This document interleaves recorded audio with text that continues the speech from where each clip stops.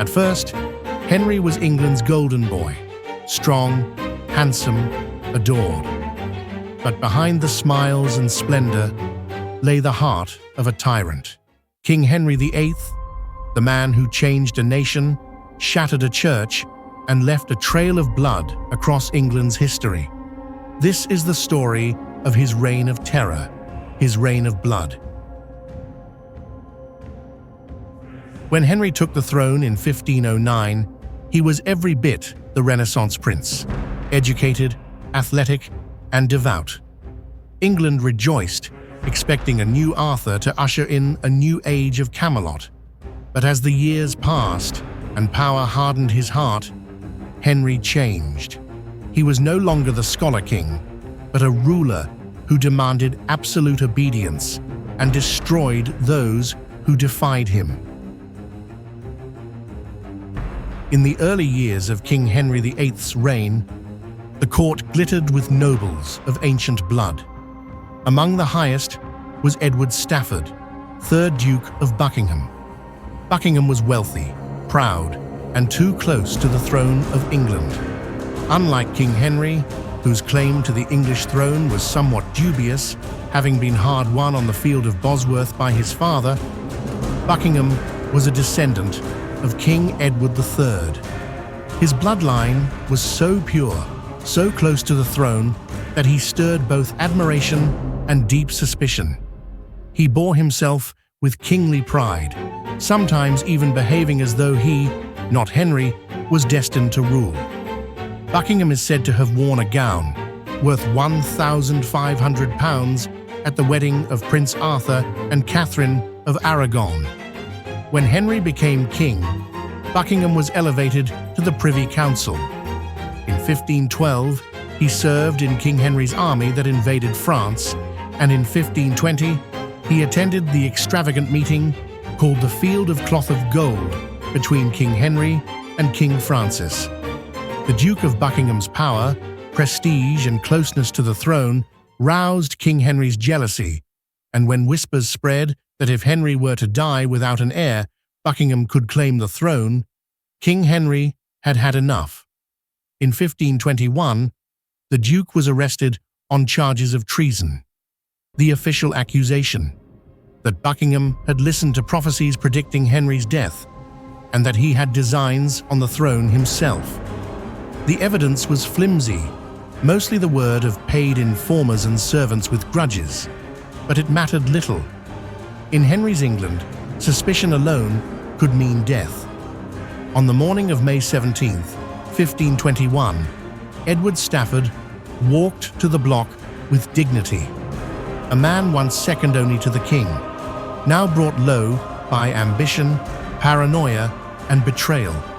He declared his innocence to the crowd, forgave his enemies, and submitted to his fate. The Duke's titles and lands were subsequently seized by the Crown.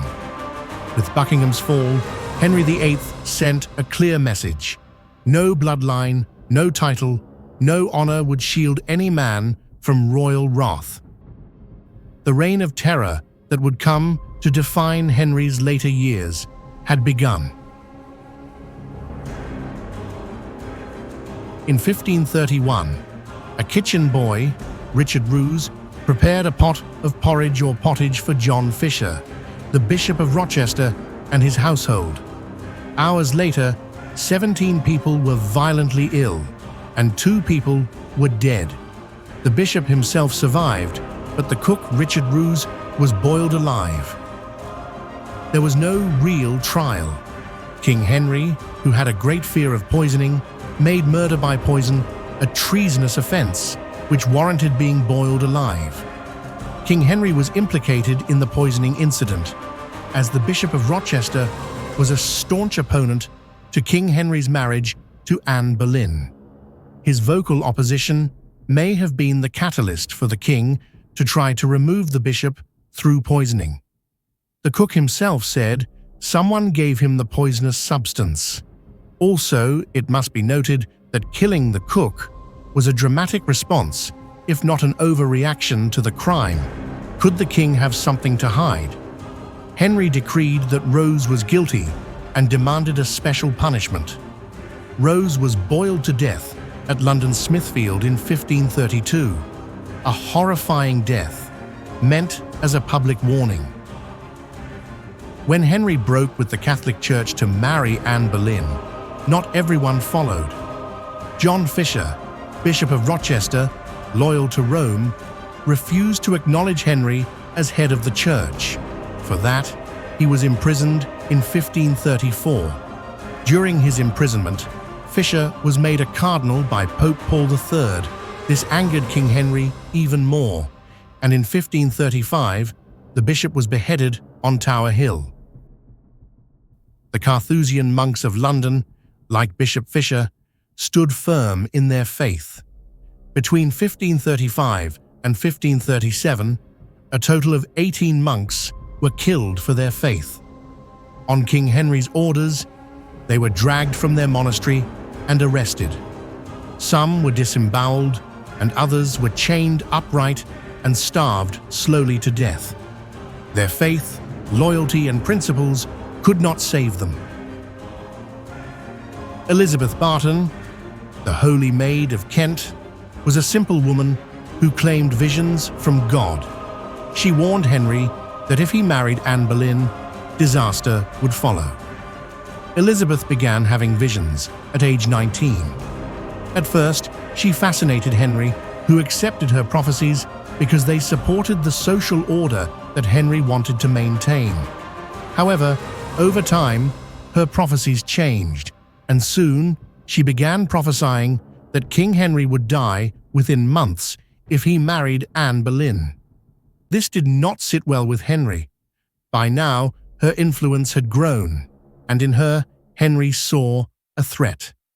In 1533, Elizabeth was arrested and forced to recant her prophecies, stating that they were fictitious.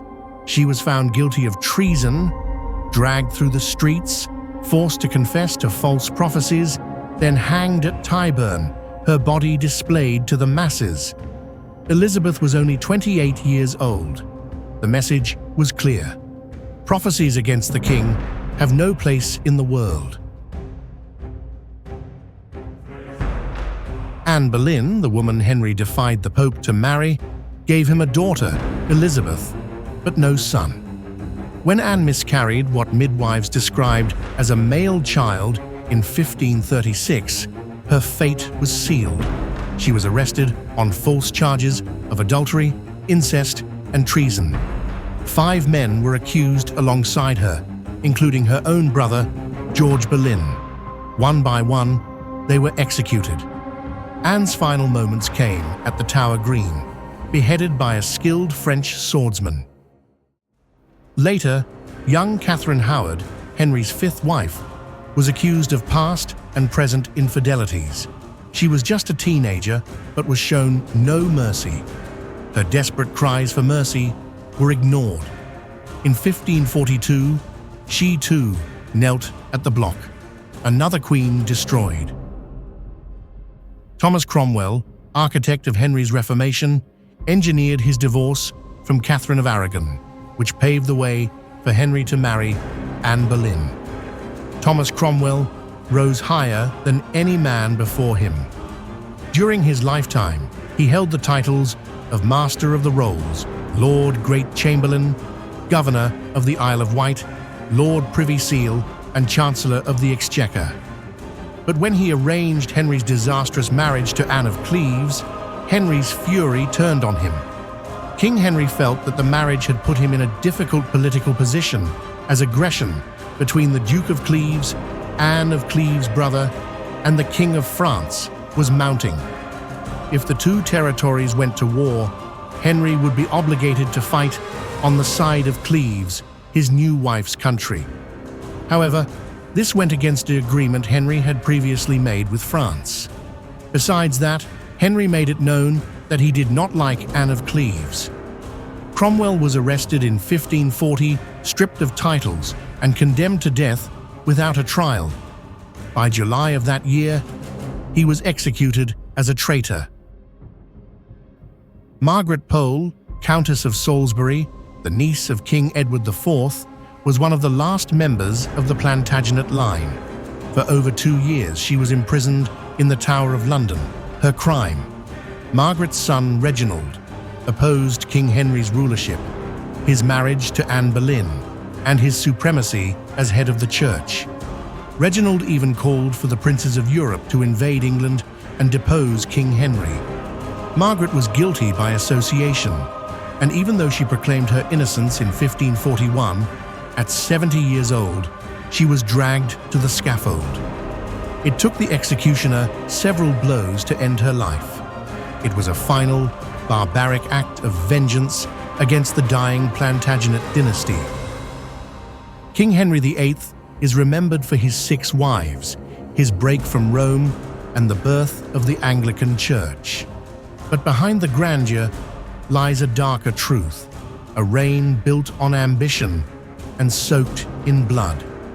By the time the king died in 1547, the landscape of England had changed forever.